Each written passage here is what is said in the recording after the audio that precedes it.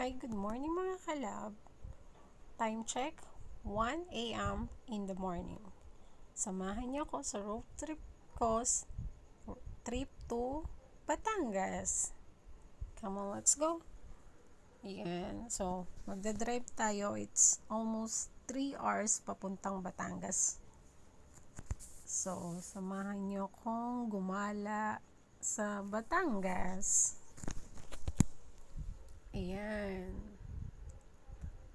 So, stop over muna tayo and we're here in Tagaytay na. Malapit na tayo. Konting kembot na lang.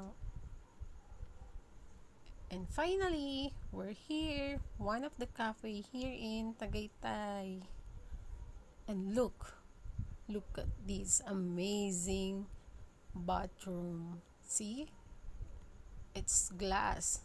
But when you switch on the lights and the wall, look, you will see it outside. Look, that's amazing. And this is the Kale Cafe by Don Gabriel in Tagaytay. One of the best cafe here in Tagaytay. So see, look at the view. You will see the Taal Lake, and the ambience is so nice and very aesthetic. And meron siyang overlooking view dun sa taas kasi hindi pa siya naka-open that time na nagpunta kami kasi it's only 6 a.m. in the morning. So, hindi pa siya nakabukas yung sa third floor niya.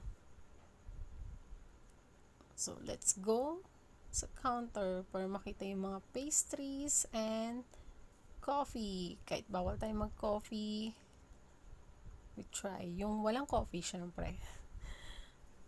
Ayan. And this is the view outside.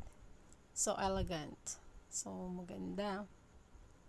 And this is the one of the nice place in Tagaytay na dinadayo ng mga